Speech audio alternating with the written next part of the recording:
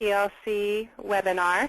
This is Jennifer Grams from Meter Consulting, and I am joined by my colleague Kathy Schick. She and I will be your hosts for today's session and also monitoring questions and comments as they come in. So we encourage you, if you do have questions or comments for our speakers, please raise your hand, click on the high five hand icon, or type them into the question box, and we will share those with our guest presenters today as we go.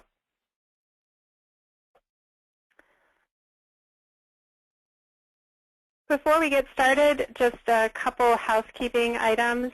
We'd like to remind you about the upcoming PACTech conference in June, and I know it seems a long way off, but it'll be here before you know it. We are planning to host a breakout session for the PLCs at the conference. It will probably be on the 19th, although I don't have the final schedule on that yet.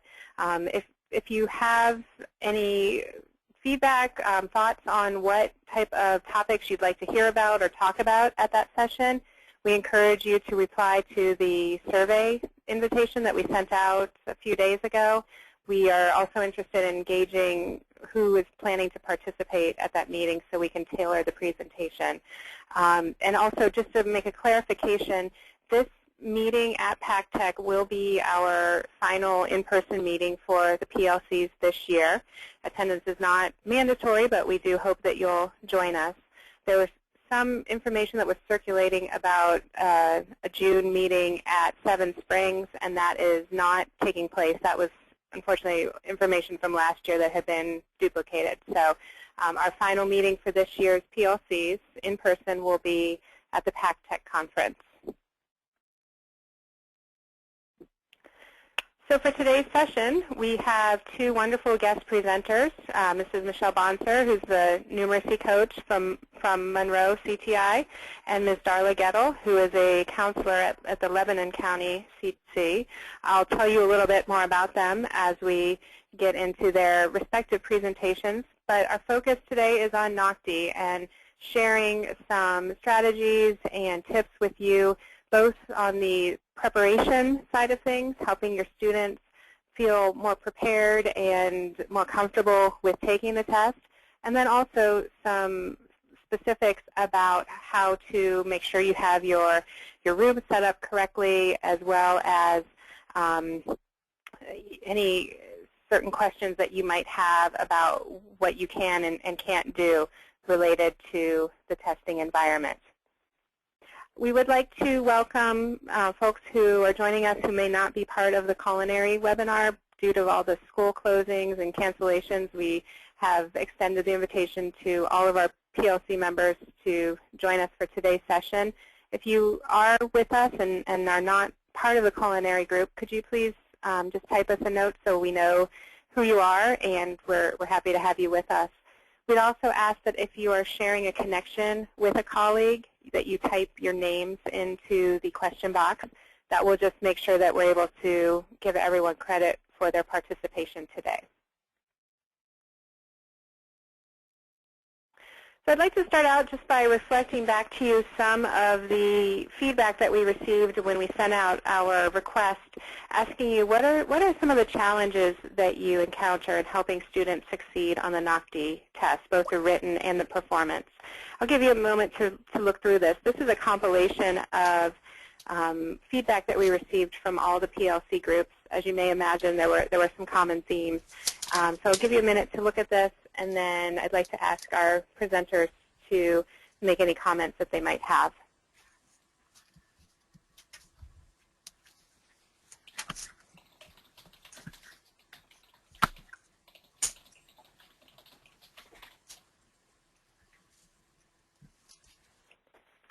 Michelle or Darla, do you have any thoughts on the comments that were shared here? Okay, thank you, Darla. This is Michelle. Some of the things that I'm going to be talking about today are going to address the length of the test. We are letting students take the test over 2 sessions. We're insisting that they do that. We're also looking at some of the study habits and the ability to prepare students and give them an idea that what the NOCTI is and how to be successful on it. And at Lebanon, we also conduct the test over 2 or 3 sessions, depending on the program that the student is in. And something else regarding the no incentive, not a graduation requirement comment on the slide is that here at Lebanon, we have now made the NOCTI assessment count as a final exam, and it actually is going to be 10% of the student's overall grade in the course for the year. So we are hoping that that change maybe motivates students to take it even more seriously. Okay, thank you. Do any of our PLC members have any additional comments or questions related to that? All right. Well, thank you everyone who shared that information. And with that, I will go ahead and turn over our presentation to Michelle. And while I am sending over the control to her, I'll tell you a little bit about her. So she is an instructor. She's an instructor. She's been an instructor at MCTI, Monroe County Technical Institute, for the past 17 years. And she has taught courses such as Applied Math and Algebra 1 as part of their 9th grade program, and Anatomy and Physiology and Medical Math for the Health program. She's currently charged with assisting their program instructors with the integration of math into their curriculum and providing professional development to improve student achievement. So we're very fortunate to have her with us today. I hope that you learned something new from her presentation. If you do have questions or comments throughout, please raise your hand or type them in, and we'll be monitoring those. Turn the microphone over to you, Michelle. Thank you. Thank you, Jennifer. It's a pleasure to be here and presenting for you today. One of the things that we are going to be looking at as we go through this presentation is that at MCTI we were very focused on creating a collaboration between the administration, coaches, teachers, and students so that we could improve our NOCTI scores. It was our focused and single goal when we were working over the last couple of years. All right, so we'll get started. One of the things that we did do when we set out on this task was that we took a look at the data that we had regarding the NOCTI. We looked at our pre-test scores and our post-test results with the teachers. The coaches, myself and my colleague, the English Language Arts coach, sat down with each individual teacher to look at their data. We looked at the data from NOCTI in the pre and post. We looked at their task link reports. Just this year, we started using a data analysis technique from Todd Luke. I attended Todd's presentation at the Integrated Learning Conference and brought that back to MCTI, and we immediately went with our teachers to take a very close drilled down data analysis of their task link reports to determine the weaknesses and the strengths that they saw in their senior students when they took the pre-test. We also look at the integrated academic score reports so that we can understand where the students need assistance with mathematics and English language arts. So looking at that data, looking at the observations that we had from the NOCTI tests themselves, we were able to come up with a plan that helped our teachers and our students improve their NOCTI results. That has been pretty good for us because we really did improve significantly over the last couple of years. One of the things that we are doing is that before we have a NOCTI pretest, we have student meetings. During that time, we show them the NOCTI site. We let them see what a mock test looks like according to their practice test on NOCTI. We show them what the calculator is, what the enlarged diagrams represent, how to use the summary and the marking question, so they're a little more comfortable with the online test itself. We also believe that all students should be preparing for the NOCTI, not just senior students. We want to see every student, as they come into the program, understand what NOCTI is and know that they are learning tasks and skills that are going to be preparing them for that test in their senior year.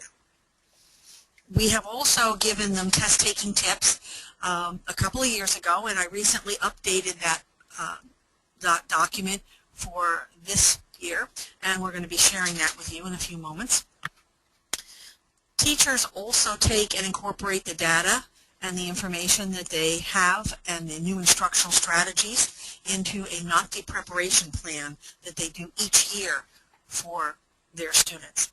This year we were encouraging teachers to take the information they got from the Todd Luke task analysis summaries and then put that into their NOCTI prep plan. All right, here are a couple of the CTE test-taking tips. I apologize for these slides. There's a lot of information on them, but you are going to get this handout from Jennifer, so don't worry about writing stuff down. It's going to come to you all in one piece. But just so you get the idea of some of the things that we're talking about for test-taking tips. Kids need to understand there are some ideas about taking tests that will make it a little bit easier for you and give you a better result. We also looked at multiple choice test-taking tips, how to do multiple choice questions. All the questions on the NOCTI are multiple choice in the computerized portion of it, so students need to understand how to choose answers.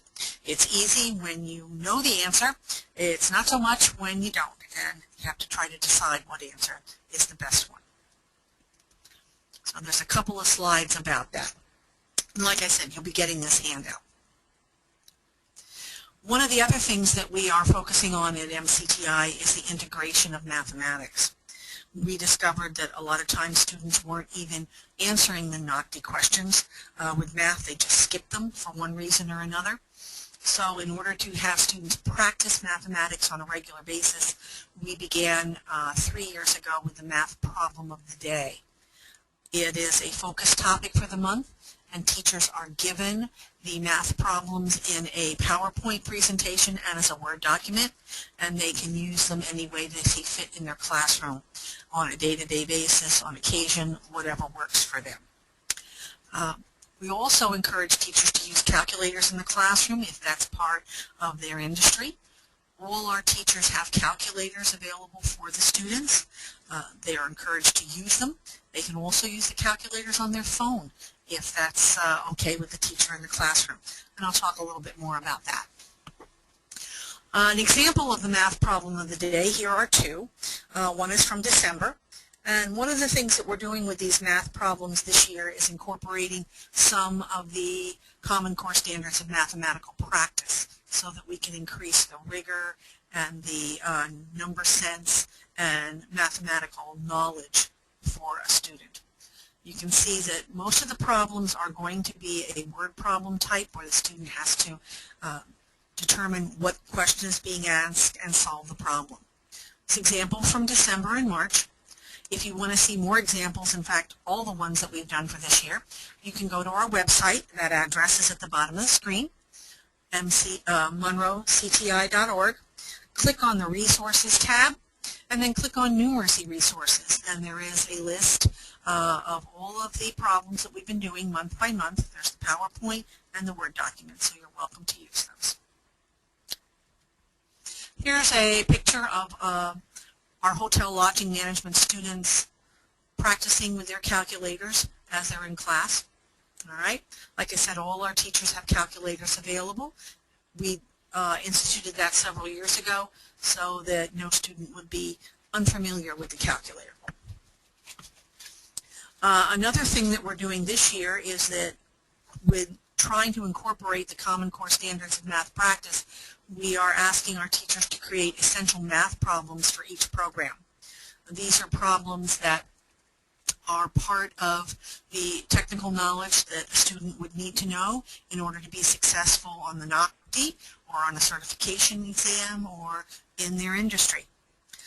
We're asking teachers to consistently practice these problems over periods of time so that students are familiar and very comfortable with them. We also want timely feedback so students know how they're performing on these problems. We believe this helps build numeracy.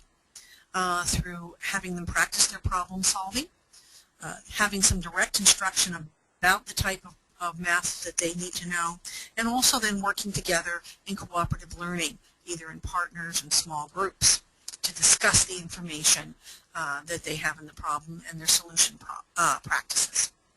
So that's a new thing this year that we're really just starting to get into and work towards.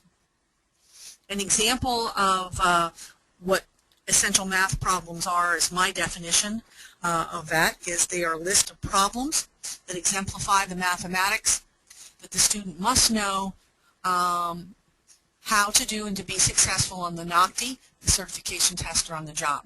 These aren't 20, 30 problems. It's a short list. Teachers are asked to really decide what problems they would feel would be the essential ones their kids need to know. If you get a lot more than 10, or you get 10 or more, they should probably be divided up by levels so that you're focusing on some problems with each level within your program area. They are actual problems, primarily word or situation problems, some type of scenario. It is not content such as just fractions or percents or something like that. I suggested to the teachers that they could find these problems that might be their essential problems in textbook examples, NOCTI practice problems, certification test examples, and even their own teacher-made problems. But as the expert in their field, they should know what problems are the important ones for their kids to know. Here's an example from Culinary, by the way. This was generated by our culinary teacher. How much profit is generated by selling 500 entrees with a menu price of $20 and a contrition margin of 10%. Another one uses a room rate using the Hubbard formula, which even as a math teacher I don't know what it is, but these are things that the culinary students should be able to do. These are pretty good problems. I'm in the process now of working up some more rigor for these kinds of problems so that they will actually help the students meet those Common Core standards of math practice. So you get an idea of what the essential math problems are looking like, at least at this point. So they're a work in progress right now. Here's some computer students working on a math problem together. All right. In a collaborative pair situation. One of the other things that we're doing besides math, because I do have an English language arts component here, I have a colleague that does all of that. And over the last couple of years, we have focused on vocabulary improvement with regards to the NOCTI. We actually spent time with the teachers talking about vocabulary strategies, what kinds of things they can do to help improve not only the technical vocabulary in the NOCTI, but just general question vocabulary and words. We provided them with the resources, the markers, the paper, to create flashcards and word walls in their classroom. And the teachers really took off with that and created a lot of these things in their classroom to help their students learn the vocabulary they needed for NOCTI. The other thing that we did was note making. We found that the students have trouble retaining some of the content for the NOCTI, so we came up with some more creative ideas. If you have never been on Dynazite's site for foldables, I would suggest you take a look at that. She has lots of materials that are very reasonably priced. Foldables are a construction paper or stock paper-based method of creating very tactile and visual notes. The next slide shows you a picture, or a couple pictures here, of students using both the word walls in the theory room. All right, these are our law enforcement students with their word wall that's in the shape of their badges on the side of their uniform. And the next picture shows some health occupation students using tabbed books and layered books, which is a type of foldable from this system to retain some of the vast content for health occupations. So foldables is something you can check out for a kinesthetic student, one who needs to have things in their hands and and something to look at. They're a great method. In addition to ELA, we focused on some reading for comprehension and chunking of information. Our teachers were using articles that were related to the trade area for vocabulary and reading activities so that they could practice synthesizing information and summarizing. They also use technology for vocabulary practice, for instance, Quizlet. And we'll talk a little bit more about that in another slide, but it is, we're encouraging our students to use the technology available.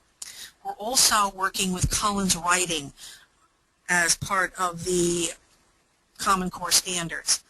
We wanted our students to really start to improve their writing skills, and we determined Collins Writing from Penn Literacy Network, or PLN, is a great way for CTE students to practice writing. My colleagues and I found that from the PIC, the Pennsylvania Coaching Initiative conferences that we belong to. So it's been a great source of information for us. Here you see a picture of some of our graphic communication students working with flashcards in a circle. All right, and here's some technology. It has taken us several years, but we now have it allowed in our building that students may use their personal devices at the discretion of the instructor. Therefore, students can use their smartphones for calculators. They may use them for apps. They may use them for other, classroom-approved things. They can also bring their own tablets. And we do provide and have quite a few desktops, laptops, and Chromebooks that the teachers can borrow for classroom activities. So there's a lot of technology available here, and we're constantly adding more. To give you examples of some web-based study things that we're seeing around the building is Quizlet, as I mentioned before.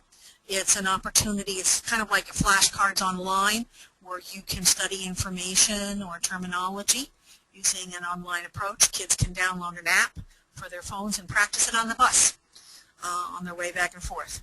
We also have Socrative, which is a newer website that has the students interacting in class by posting answers and information. So that's another good one you might want to check out. And they come from our technology coach, who is also providing information and resources to our teacher. One of the things he suggested is for the performance part of the NOCTI, you might want to have your students perform that skill and then tape them using a camcorder so students can study their performance. That's a suggestion to help with the nervousness and anxiety that they sometimes get when they're going into their performance part of this. If they've seen themselves doing it a couple times, perhaps they'll be a little bit better. All right. Oops, wrong way. There we go. Oh, I'm still going the wrong way. Oh, here we have a computerized machine technology student using an app on his cell phone while working on a project. Right in his classroom. He's using his phone for that. And I said, remember, it's at the discretion of the teachers. Some teachers are still not allowing it, but others, when it's appropriate, are allowing students to use their personal devices. In the classroom, over the last couple of years, teachers have made NOCTI review a regular part of their weekly instruction. They are doing NOCTI for all students, remember 9th, 10th, 11th, and 12th grade students, and differentiating that accordingly. As coaches, my colleagues and I have gone into classroom to model cooperative group strategies, technology use, reading, mathematics. We've done lots of modeling in the classroom to help teachers learn these strategies. Also, the essential vocabulary, back from a couple years ago of our vocabulary push, is up all over the building. You can see it in the laboratories, in a lot of different areas, on the backs of the bathroom doors to inside the lockers. That essential vocabulary is everywhere, so students have it in their faces and can remember it when they need to. Okay. One of the things we noticed after we instituted some of these practices around the school is that students are more focused during the test. We are giving them 2 days to do it. So they're coming back refreshed and ready on the second day to take part 2 rather than just rushing through it. They use the calculator to do the math problems instead of skipping them. They'll actually, I set the calculators up so I can tell if they've been moved. There seems to be less test anxiety. The kids are anxious to take the test. They know about NOCTI. They want to know what their score is. Especially after part 1, they want to know what they did, and they have to come back and take part 2 before they can score it. But they're anxious to know that. So we've seen an improvement, we believe, in the actual test-taking process here. Our next step then is to work on some of the performance tests so that kids are more comfortable with that. Okay, that's finishing me up. This is my contact information and my email address. If you have any questions or you want to contact me regarding any of the things I've talked about, please feel free. And thank you very much, Jennifer, for inviting me to speak today. Great. Thank you, Michelle. I'd like to give our PLC members an opportunity to type out or any questions that they might have or comments about the information that you've heard.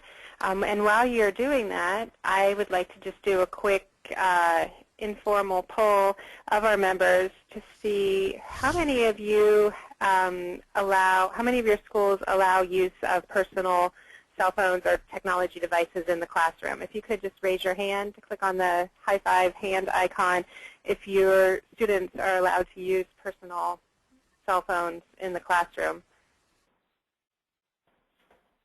Let's see. Just a couple hands raised. 1, 2. Okay. So that's definitely seems like on a school-by-school basis whether that's something that is allowable or not. But certainly there are lots of apps and different tools out there that are available. So sorry, saw a hand raised, distracted me. So if that is something that is allowed, that might be of interest to you. Do we have any questions or comments from our PLC members? Anything you want to know more about? Jennifer, this is Kathy. I don't see any questions at this time, but there are a few people that joined us while Michelle was talking, and I just want to remind them, if you are sharing your connection with someone, we would not have that person's name unless you type it in and let us know they're here. So I know you're here if you registered and you're under your name, but if anyone's with you, please let us know who they are. Thanks. Thank you for that reminder. And I did see a couple of folks typed in that they're joining us from the other PLC groups. So we're glad that you were able to jump on our session today, and we're happy to have you here. So if anyone has questions as we go along, please feel free to type those in. Michelle, thank you so much for sharing that information with us.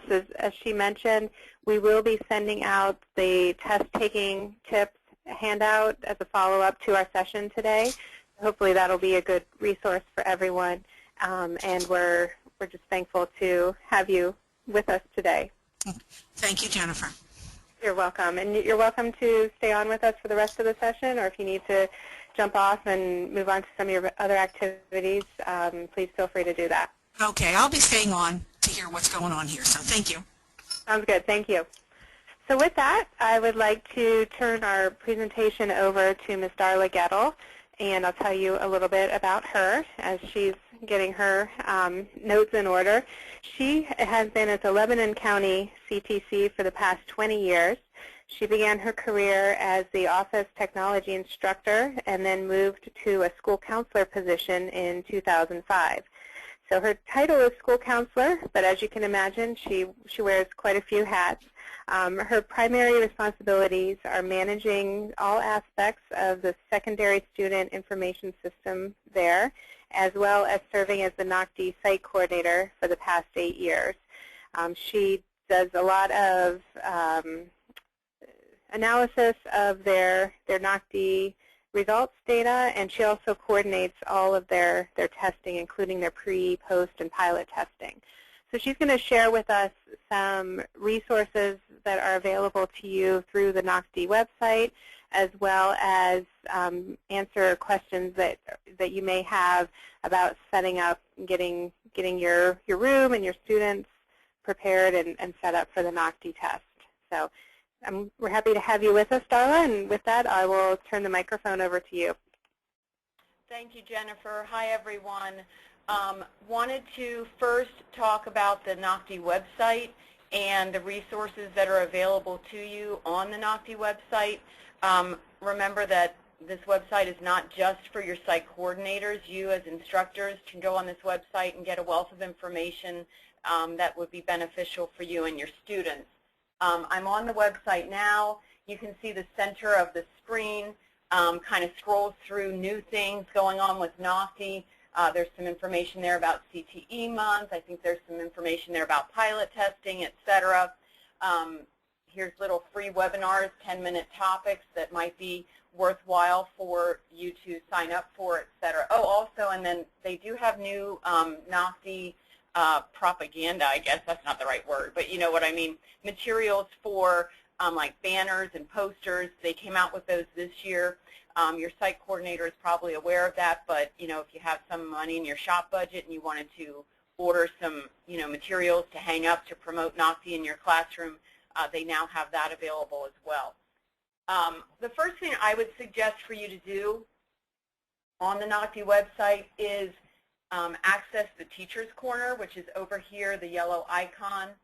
When you click on that, the first thing I would do, if I were you, is to sign up for teacher update emails.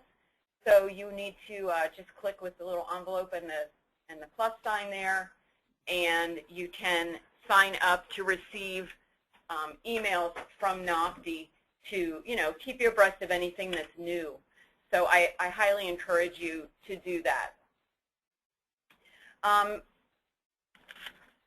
So over here, and there's other things also on this particular screen, excuse me, there's some information on CTE month. They spotlight a teacher. Maybe you want to look at who they're spotlighting currently. There's information on a video contest for CTE, etc. So they usually have little other things on this particular Teacher's Corner to have you access and be able to give you some more information. If we go over to, this is divided up into tabs, as you can see, Teacher's Role, How Do I, Reports, and Tools. If we go to the Teacher's Role, oftentimes you need to know what is my role, especially in performance testing. That's a big question oftentimes from instructors. So you can click on this, and it does give you some information. I thought I would share with you a document that I went through. Whoops. There we go. Excuse me. Sorry about that. A document, excerpts from a document that I gave out when I presented at our recent faculty meeting in January to apprise all of our instructors on what's up with NOCTI this year, what's new, what do we need to remember, etc. And security, test security and accommodations is a big topic. And I wanted to share with you what I shared with our instructors, which are these bullet points here in red.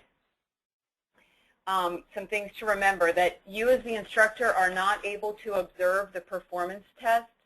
And at our school, we have offices. Our instructors all have an office that really isn't in direct view of where the students would be performance testing. Therefore, our instructors are asked to be in their offices without a direct view of performance testing. So I know that other schools oftentimes have their instructors go to a conference room area, and then they just need to be available for questions. Maybe there's a phone in there or something to let allow instructors to be contacted if there's a problem. In fact, down below here, I just want to go to this one section. And I apologize, I didn't put this all on slides because it's excerpts from a manual that I do want to show you as well that will be coming out. Here we go. Instructors should be accessible during the assessment, administration process for liability purposes, etc. They can be there to locate extra materials, shut off power, give participants a restroom break. Instructors must not facilitate, observe, or participate in the evaluation or administration of the performance component. They are not allowed to have access to assessment booklets, answer sheets, etc. So where did this information come from? I wanted to point you all to another good resource that is mainly geared to your site coordinators, but I think you might have an interest in this as well. And that is on the careertechpa.org website. I don't know if any of you are familiar with this website or not, but it is created by Penn State grader Allegheny, who, sorry, I need to shut down my email here. Maybe I can't. Well, we'll let it go. Okay, sorry. It is created by Penn State grader Allegheny, who works with PDE. I believe they have a contract with PDE to do some things regarding programs of study, the TAP program, and of course NOCTI. So if you go on this website and you scroll down under programs to choose student occupational competency testing, under the Pennsylvania testing information, if you just click the plus sign, you'll see this, a guide to student testing. Now, this is dated 2012 to 13, so it is old. I have been told by Lori Barnes from Penn State grader Allegheny that the 2013-14 student guide will be posted within the next week or so. I was fortunate enough to work with Penn State grader Allegheny in creating this revised document. Oh, junk email. And I just had checked with her to see when is it going to be out there. So she thinks in the next week or so the new guide will be there.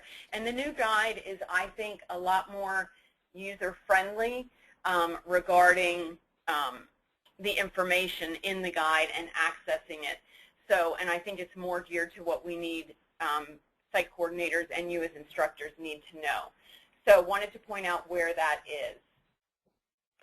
This is Jennifer. May I just jump in for a moment? I wanted to let folks know that the document that Darla is going through with you right now, we will share that with you as an attachment to your email. So don't feel like you need to write everything down. We'll provide that to you. Okay. So going back to this document that I shared with our instructors, again, you are not allowed to be viewing the performance testing. Students are not allowed to serve as patients or clients during performance testing. This was a hot topic yesterday with the health OC teachers. I don't think our culinary instructors, I don't think their test requires them to have someone, you know, serving in this type of a role. But for health occupations instructors, there were some additional questions regarding this. Students who are not taking NOCTI may not be present and observing the performance test. I know that many of you probably have multi-level students in your classroom at the same time.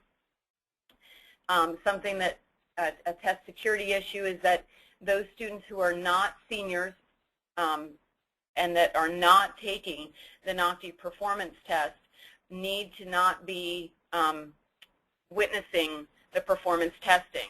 So you need to work with your site coordinator and administrators in your building to make arrangements for those students as to where they will be when the NOCTI performance testing is taking place in your lab area. So something to think about if you have multi-level students in your classroom. Instructors should not have access to any of the student or evaluator testing materials. And that was kind of covered when I scrolled down to the instructor area. But something to remember is that your site coordinator should have a check-in, check-out procedure for all of the testing materials. You as the instructor should not be in contact with those testing materials at all. And a question came up in one of the first webinars as to facilitating students through the jobs. And that has to do with, you know, sometimes I think in the past, teachers have said, okay, student A, you're finished with job 1. The teacher takes the testing materials and gives it to the evaluator at job 2. That is a big no-no. Those evaluators need to be facilitating the handoff of the student documents and everything. You as the instructor should not be involved in that process. So just something to be aware of. And who are permissible evaluators? Because you as the instructor do assist in figuring out who is going to serve as an evaluator in your program. And in the new document that will be posted on that website shortly, this is a draft, by the way, copy of it. That's what I'm showing you is what the document will sort of look like once it's there. But relatives, recently retired teachers, and recently graduated students should not be considered ideal candidates for performance evaluators, as their connection to the instructor or students could be questioned. So you really don't want anyone with less than 1 year of experience as well performing your evaluator duties. We have violated this in the past here at Lebanon years ago. Before I was really aware of this, we had, I'll be honest, we had our auto body teacher's father evaluating performance testing. This was years ago, but I think some people are still not aware of this. We had a sister-in-law of one of our health oc teachers, so some things to make sure you understand who your evaluators can and cannot be. So, and since you're highly involved in that process with your site coordinator, I wanted to make you aware of that. Also, accommodations should be made for performance testing as well as written testing. And you're going to probably ask, well, what are those accommodations? By the way, here in this document, which they will send out to you, it has the link to that Career Tech PA website and tells you how to get to that new guide to student testing. So you'll have that information. But going back to accommodations, there is a whole section in the new guide to student testing about accommodations.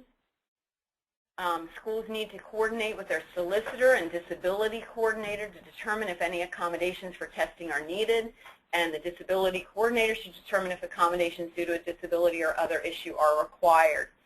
Students with IEPs must be included in the assessment process, etc. And there's a lot of information here about accommodations. What are some of the accommodations? Text-to-speech, readers, extended time, visual assistance. It talks about the performance component regarding a reader.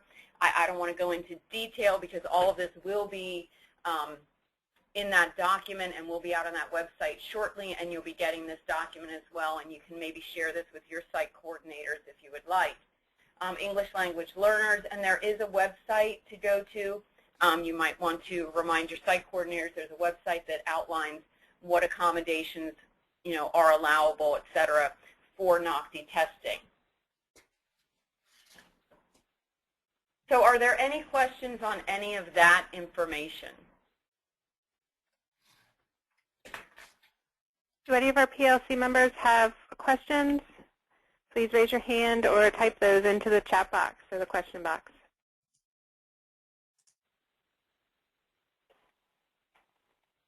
I don't see any at the moment, Darla, so please continue. Group. I know okay. they're doing everything exactly as you described. So yeah, there we go. That's awesome. If you do have questions that come up as we go, please feel free to type those in. Okay. Then I just want to share with you a few more resources on the NOCTI Teachers Corner website, just so that you're aware that they are here. Under the How Do I tab, I want to make sure I'm going to the right pages here as to what I want to show you. Under here, how do I interpret score reports? There is a nice little score report overview. Whoops, I'm at the bottom here. A score report quick view, which might be good to hand out. Hold on, this loads a minute, just a second.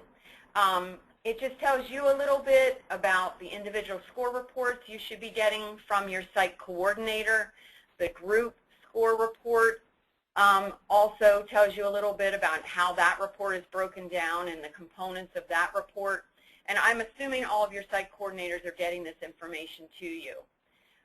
One thing I do want to talk about is the task level reports. I don't know how many of you have seen a task level report or not. These reports, we used to have to pay for them. Now they are available for free. From your site coordinator can access them on what's called the Client Services Center. And they are a really good way for instructors to find out more about the content of the particular assessments that they are giving their students. This gives kind of a generic sample. I thought I would show you an example of some of a real task level report, just in case you haven't seen them. This is the Excel version, and just bear with me. I know it looks like a lot on your screen here. But basically, it breaks down, this is the written test. It breaks it down into the duties of the test.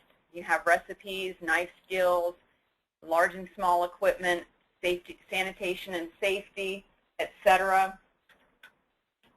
And under recipes, it tells you that task sequence 1, display understanding of cooking terminology. It tells you that there are 3 questions, number of items possible per task, 3 questions regarding this particular task or area on the test. And this student only got 1 right out of those 3.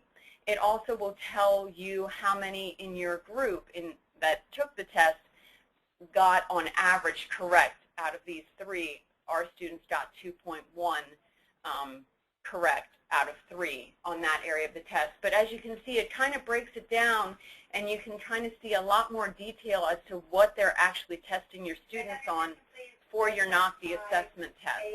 So I highly would encourage you to, if you haven't had access to a task level report, and Jennifer, could you have a show of hands of how many people maybe have not ever seen a task level report? I'd be curious to know that. Sure. Actually, if you don't mind, I'll flip that question and ask how many of our participants have seen the task level report before? If you would raise your hand if you have seen this level of information for your students' performance. I see looks like about maybe a little less than half of our group today. Okay. Yeah, I would highly encourage them to talk to their site coordinators to have them get this information, because it's really, really beneficial. Also, they give task level reports on the performance side of things as well. So you can kind of see here are the jobs. Here's job number 1, comprehensive skills. There are 3 areas of evaluation by the evaluator in this job.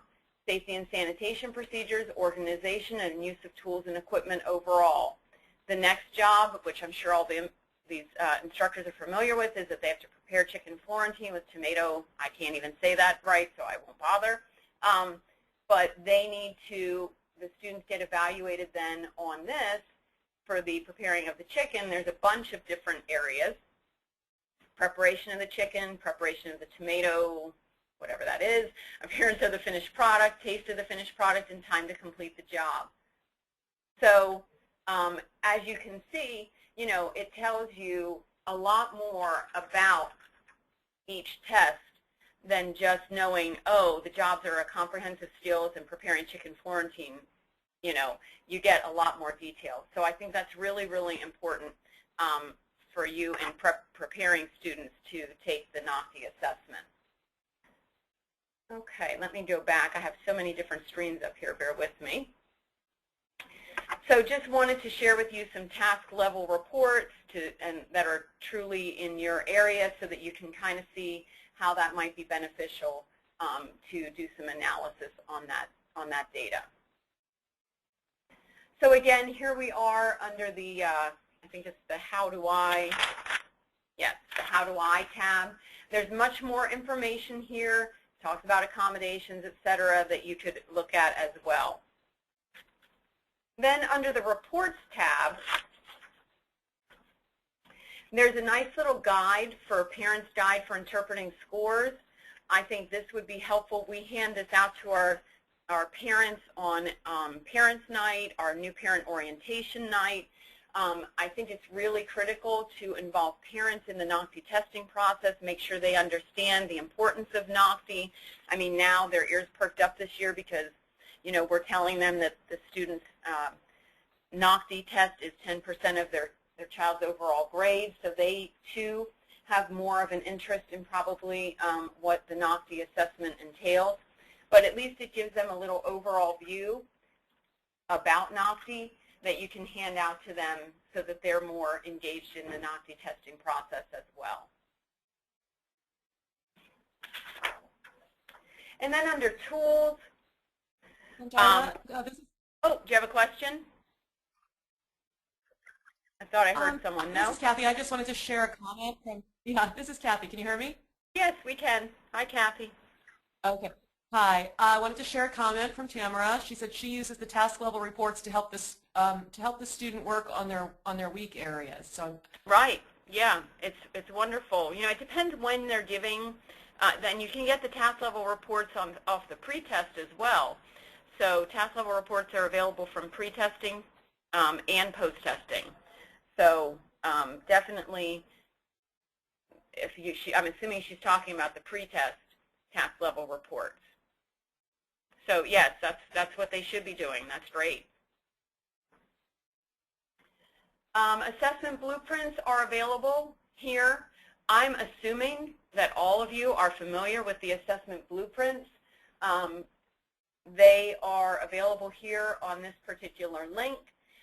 You guys would be giving the Culinary Arts 2 Cook test. You can click on the letter C here, or you can go into the category if you want. But if you click on the letter C, and we go to Culinary Arts Level 2 Cook, you can easily access the blueprints yourself. I mean, I know in the past I used to send all this stuff to our instructors, but now I just merely send them the links and show them how to navigate the website so that they can get their own blueprint information. As you can see here, the blueprint, of course, mirrors a lot of times the study guide that you get for your students. Hopefully you're all getting the study guides to give to your students to help prepare them. It breaks down the written assessment. It tells you how many hours the assessment takes. They all take 3 hours, but the number of questions varies from test to test. Your test has 207 questions. It also tells you the test can be administered in 1, 2, or 3 sessions. It tells you what areas are on the test. You guys have a lot of areas on your test compared to many. And it tells you the percentage breakdown, so you kind of know what to focus on. It sounds like it looks here like you need to focus on a lot of things because you have a lot of areas. Skill competencies, sample questions, again, similar to your study guide. And then it also covers your performance assessment. It tells you the amount of time to administer the performance assessment. Yours is 3 hours. And it tells you the number of jobs on the assessment and what percentage of the test each job is. So that helps you as well in preparing, you know, your students for that particular assessment. So just want to make sure you knew that you can get to the assessment blueprints yourself based upon the tools and the assessment blueprints link here. There are countdown kits that you can order if you so choose. $35 per kit or something with some posters and things like that. Wanted to make sure you know that that's available to you as well. And Darla, can I jump in with a comment? Yeah. Kathy again. Tamara said if the students pass the NOCTI, they will receive a certified junior culinarian certification through the American Culinary Federation, and that has created student interest for her in the NOCTI website, and I thought that might be a good. Same here. Yes, we promote that highly to our students. Both of our programs here, we have a culinary and a pastry program, and they are both ACF certified. And yes, that has definitely created more incentive for students to do well on NOCTI because depending how they do, they earn that certification as well. I'd also like to know if anyone has any feedback for. I think Michelle said earlier that one of the things they did was make the NOCTI 10% of the final grade, and that reminds me. That wasn't Michelle. That's our school. That reminds me of at my son's high school. You know, their midterm is 10% of Right. That's grade. where I got it, because my son is a senior at a high school, and that's how they do it. And I suggested that to administration. We use, I don't know who else uses this, but we use the Classmate student information system here for grading, and they have a way, and I support that entire system. So that was actually my suggestion to our administration, that we really need to, you know, Let's see a consider. show of hands for, is anyone else doing that? Let's see a show of hands. If your NOCTI becomes in some way part of an overall grade. Can we see a show of hands for that? Okay, a few. Not too many, a few. Yeah, now we here at Lebanon, we left it up to the teacher discretion if they wanted to utilize their NOCTI scores, you know, but now it's a school-wide thing. So, and then for our students who are not taking NOCTI, they still have to have a final exam, so the teacher does have to put something together, some kind of an assessment to count as their final exam as well, for the content that they've, of course, learned so far in the course, if they're only year 1 or year 2. But so I'm curious to see, you know, if that impacts our scores or not. So we shall see. Okay, and then we have another comment. Justin said that is only with an above advanced score, though, not just an advanced score. They need 70% or above on the written and 80% on the performance test to earn the ACF cert. Yes, that is correct. It's not just, yes, I believe there is a percentage component requirement, not just earning advanced. I think that is correct. Okay. Thank him for clarifying. Yes, I think that was Justin.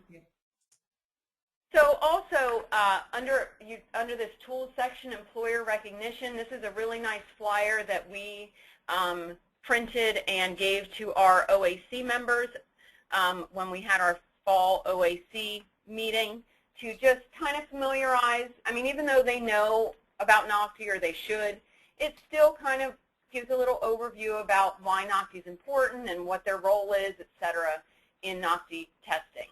So we thought that was a nice little added flyer that they put out here for our use. There are parent resources as well, if you wanted to see those. I'm not going to focus on those. And I definitely wanted, my last topic is the teacher resources login. This is the only place that you can get the instructor prep packs. There's a link to instructor prep packs here, but that link doesn't allow you to access the instructor prep packs. So you must go to the teacher resources login to get this. And when you click on this, it's going to ask you for your site code, and it's going to ask you for a password. You're going to have to get that site code, if you don't know it, from your site coordinator. And also, the site coordinator is the only one that has the password, and I believe it changes every year. So every year, you're going to have to ask your, I can't type and talk at the same time, your site coordinator for that password so you can access this particular area. Once you log in, you now have access to the instructor prep packs. And here is the Culinary Arts Level 2 Cook. I'm hoping all of you are either given the instructor prep packs or you have access to the website here to get the information for the instructor prep packs, because these tell you exactly how your lab needs to be set up, what materials you need, etc., so that your lab is ready when the evaluators come in to do your NOCTI performance testing. So you can see here, table of contents, talks about security, benefits of NOCTI, yada, yada. But of course, the main stuff that you're really interested in is how do I set up my lab and things for my NOCTI performance testing. So here's a section on performance testing and equipment, materials, and supplies. So it gives here an entire list of supplies that you will need to make sure you have on hand for your testing to go as planned. Job 1, comprehensive skills, is 18% of the test. It doesn't tell you, normally it tells you the amount of time. I'm not sure why that doesn't tell them the amount of time. But that's one thing that's not in the blueprints is how much time each job is given. You have to see that the only place you can see that rather is on the instructor prep pack. So job 2, the students have an hour. Job 3, the rice pilaf, 30 minutes. Job 4, 30 minutes. Job 5, etc. So this is a really, I think, important document that you need to have. I'm hoping that everyone has seen this document before, and if not, contact your site coordinator to make sure they give you access to this document. There's also a few other things in here that you might have interest in. A letter to parents explaining about, NOCTI testing that you can kind of customize for your own use. There is a PDF and a PowerPoint that kind of overviews what an evaluator's role is so that they kind of know ahead of time what they're in for when they come in. There's performance testing information for students, etc. So, all good things here in this instructor login area. Darla, can I jump in with some questions? Yeah. Tamara wanted to share its nice idea that she not only uses NOCTI as a part of her final grade, but she also has seniors do a video demonstration that she includes in that grade. And if someone could please type in, or if Darla, if you can tell us, someone asked, what is the name of the group that gives the certificate? What was that certificate again? And I'm sorry, I deleted the question. Actually, I think you can find that here on the website somewhere, if I can figure it out. I probably won't be able to find it as fast as I'd like to, but certificate and partner programs, this might be it. Right here, American Culinary Federation Education Foundation.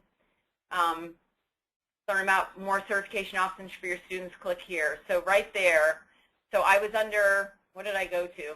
I don't remember now. Was it under assessment? I went to assessments, and then I went to the certificate and partner programs section and clicked on learn more. And then right there it gives you some information. Okay, Deborah, let us know if you need to know And more. here it tells you, I get a lot of junk email. Here it tells you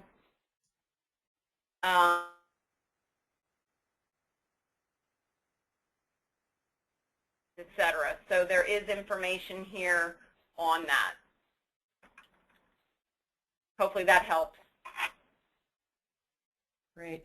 And I just have to say I was a little surprised that when you talked about accommodations or who you can and cannot have as evaluators, there wasn't a whole lot of feedback. There had been so much feedback on that earlier in earlier webinars. There is one more question. Must the program be a certified ACF program for students to earn the ACF certificate? If anyone knows the answer to that, please type it in. So must the program, you know what, I don't know that off the top of my head. That are available to all ACF certified schools. Right here it says, NOCTI serves as the assessment provider for the ACF certification assessments that are available to all ACF certified schools. So I do believe they have to be ACF certified, if I'm reading this correctly. That sounds like it. I wonder what that process looks like. The ACF certification, it's kind of intense. We've gone through it here. It's very similar if they've gone through a 339 at their school, or the Builders Association, PBA certification. It's getting all those binders and documentation and evidence together, etc. I'm sure our instructors here would gladly reach out to anyone who would want to know more about ACF certification. I think our pastry teacher serves on the board for ACF, I believe. So, Tamara, I'm going to ask Tamara, I'm going to unmute Tamara for a moment. Tamara, do you mind if I unmute you? Can you hear me? Oh, she can't respond. Oh no, she can. Can you hear me now? I did unmute you. She's telling me to go ahead and unmute her, and I did, and we can't hear her. I'm so sorry. Tamara, I don't think we can hear you, so I'm just going to ask if you would let us know if that's been your program is ACF certified. Let us know if you have found that to be worthwhile. And she said yes. How about you, Darla? Have a lot of students been able to take advantage of earning that certificate? Absolutely, yes. And our employers, oh, Tamara said I found it to be worth it. Yes, and our employers, they know what that is and they're looking for that? I can't answer that, but I would think so. I'd defer to the culinary experts. Okay. Thank you, Tamara. I don't know what happened there. We just couldn't hear you, so I don't know what happened there, but thanks for your input. And Justin said usually half of our students at Reading-Muhlenberg earn the ACF certification. That's great. And Tamara said yes, it is recognized in the field. Thank you. Great. This is Jennifer. I just wanted to note we have a few minutes left, Darla, so I don't know if there's anything else that you wanted to show us on the NOCTI site or your notes. I pretty much covered what I thought were the highlights. I mean, I just encourage teachers to get on the NOCTI website as well and just kind of play around in this Teacher's Corner area. You can find a lot of good stuff that might be helpful, you know, for you to promote NOCTI with your students, parents, and the employers in your community. Okay, thank you. Are there any follow-up questions for Darla related to NOCTI? I see that Tamara typed in that she's had approximately 1 or 2 students a year, I believe, who have not earned the certification. She said it costs approximately $6,000 to go through the certification process, the ACF, to become an ACF certificate. So thank you for following up with that, with those details. Any other thoughts or questions for Darla related to NOCTI? All right, well, thank you. We really appreciate you taking the time to meet with us today, Darla, and putting together those materials. We will share the information with our PLC members and let you know if they have any additional questions. We're grateful to have you with us. Oh, thanks for having me, and have a great day. Thanks so much. Jen. I'm going to go ahead and... Jen? Oh, yes, go ahead, Kathy. Sorry, before you end the webinar, I have a question that I'm not sure, I don't want to lose this question when you end the webinar. Darcy asked if, can I email her a phone number about the PAC Tech conference? I just want to make sure, Darcy, that we have your contact information. Hold on one second. Darcy, would you give me type in an email that you'd like that phone number sent to or information sent to? Yeah, I guess I'm not clear on if it's a question related to registering. You would probably find the information on the PAC Tech website that I'm showing right now. If it's a question about our PLC session, we could certainly answer that. So just if you could let us know what type of information you're wanting, so we can best direct you. Okay. All right. So I do have just a few closing remarks to share with you. This is Jennifer. Just a reminder that the resources that you've seen today will be sent to you via email following our session today. We've also recorded this session, and it will be posted on the Meter Consulting channel on YouTube. So if you have a colleague who was unable to join us but you think would benefit from hearing the information, we would certainly encourage you and invite you to listen and watch the webinar session there. This is just a preview of one of the sheets that you'll be receiving that we didn't go over in detail today. Some innovative ideas that were gathered by the folks at Penn State Greater Allegheny. Ideas to motivate students and help them get psyched up for the NOCTI test. So just a real grab bag of activities that maybe your center is already doing or things that you might want to consider. So we're happy to share that with you.